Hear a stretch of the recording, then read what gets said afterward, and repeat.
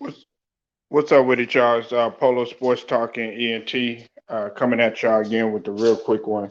Um, uh, Penny Hardaway, according to Bleacher Report, is going to be a strong candidate for the. And y'all hit the like and hit the sub and also comment as well, and also hit the notifications as well. uh, Penny Hardaway, former Orlando Magic standout, and now he's a coach for the at Memphis, University of Memphis. Uh, he was interviewed. Now, I want to give a shout out to LB because he was the one to actually break this story and actually let people know of this. Now, I thought that Penny Hardaway was not going to take the job initially, um, but he's not. I don't think they haven't officially hired him or anything, but he's a strong candidate. I thought that he was just going to continue just to stay with Memphis and everything. So him being in Orlando would be a definitely a good change. He's made some good changes over there in Memphis. Even they went through the pandemic and everything. He did give Wiseman a crack at everything with the short little stint that he did have there, and him dealing with everything that Wiseman was dealing with and everything. But overall, Penny has always been a great coach. He was an elite point guard for the time that he was when he was healthy. He was an NBA veteran, and he was successful in high school, college, and to a certain degree in uh, in the NBA until injuries took plague of his career. Now, being that he was a point guard, I think that uh, I've always said it like this: if you look at a lot of the point guards, to me, in my opinion, they make the best coaches. Okay, uh, you know, Jason Kidd, Chauncey Billups, who just got hired. Uh, you look at Dot Rivers, even though Dot Rivers has he's had his shortcomings, but nevertheless he still was a point guard. Uh, you have to also look at Ty Lue. He was a point guard in this league, even though a lot of people they shit on Ty Lue and everything, but nevertheless he still is a point guard in the league and he does have a championship up under his belt. Do I think that this is a great move if they do, officially hire him? Absolutely. I think it would be. I think that, Orlando would be a very good place for him, being that he did play for them. Then on top of that, I think also, in my opinion too, that it would give him a chance to work with a guy like Cole Anthony, because Cole Anthony, you say what you want, he's gonna be he has a lot of potential in front of him, and he has a bright future ahead of him too as well. Um, the other thing that we also have to look at is what is going to be their identity going forward if they do hire uh, Anthony Penny Hardaway in Orlando. What is going to be their identity? Because for a while they been looking at Orlando as okay. They have Aaron Gordon, they have Vucevic, and they were seen as okay, just a young team. I mean, they had Markel Fultz and everything. They were just seen as a young team that would just play the season, but couldn't quite get over any type of hump. They couldn't even get over the playoff hump. And I think Orlando is really making a push to get back to prominence of where they once were. Now, even though they don't have any type of championship up under the belt, they were competitive.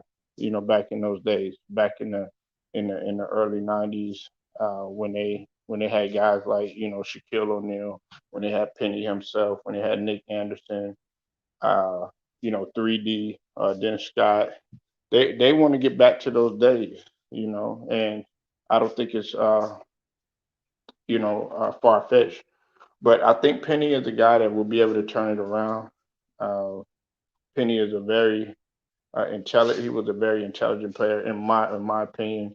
A lot of people forget that when Penny Hardaway played the game, he was.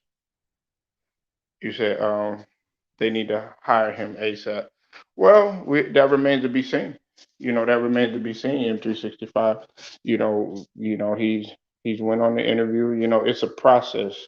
It's not like, okay, yeah, you know what, get your ass in here or anything like that. No, it doesn't work like that. That's just like with the situation with Master P. He wants to coach in New Orleans, but they're gonna look at it like, okay, there's a process that you have to go through. No amount of money you can't buy your way onto the scene or anything like that. But in this regards, his credentials, I think, and his resume, they made him a strong candidate because of his resume. I mean, he's coached not only at Memphis, he's coached in other places too. I think he coached. If I'm not mistaken, I think he was coaching in either high school or AAU's. One of those. Not too sure, but I do know that he has coached in Memphis, and he's done a pretty decent job at it. I mean, coaching is not easy on any level. It's not. I don't care if it's little league. I don't care if it's middle school or uh, grammar school, whatever. High school, uh, JUCO, actual D1, D2, D3, NAIA. You know what I'm saying? Any of that, and the NBA. Because guess what? You're still managing personality. You're still being a leader of a group of men, and you're still having to lead them to an ultimate goal, and you're still having a lot of responsibilities on your shoulders. So a guy like Penny Hardaway, I think he could definitely get the job done. Hopefully, they do hire him. It would be a great thing to see. I would love to see guys like Jawan Howard, um, being at Michigan. Maybe they'll give him a shot. And also, I would like to see Avery Johnson come back from college over there in Alabama, come over there and give him a shot. Because a lot of these guys they do deserve it. You know, and more importantly too, it's no knock on any other race or anything like that, but it's good to see a lot of African American coaches get get their get get their just due. You got Jason Kidd who just got hired over there in Dallas. You got Chauncey Billups who just got hired over there in Portland. And then of course you got Udoka who just got hired in Boston. And then we have two coaches that are going at each other that are African American. Uh, and also the previous series, you had Nate McMillan going against the likes of both Ty Lue and as well as Doc Rivers, and they were both African American. So, it's no knock on anybody else. Yes, Penny does have a very high IQ. He has a very high IQ. It's just unfortunate that, injuries got the best of his career. They robbed him of his career. If you go back and you go pay attention to what Penny did back in the day from a cerebral standpoint and how he ran the point guard position, you would say that man, this guy was destined. He had natural feel for the game. He could facilitate. He could score. He was very athletic. He could shoot. He could score in the post. He could play defense. Penny was pretty much a Swiss Army knife that made it very very pretty. And he was a joy to watch. But now he's in a different phase of his career. He's evolving, and we'll have to see what happens next.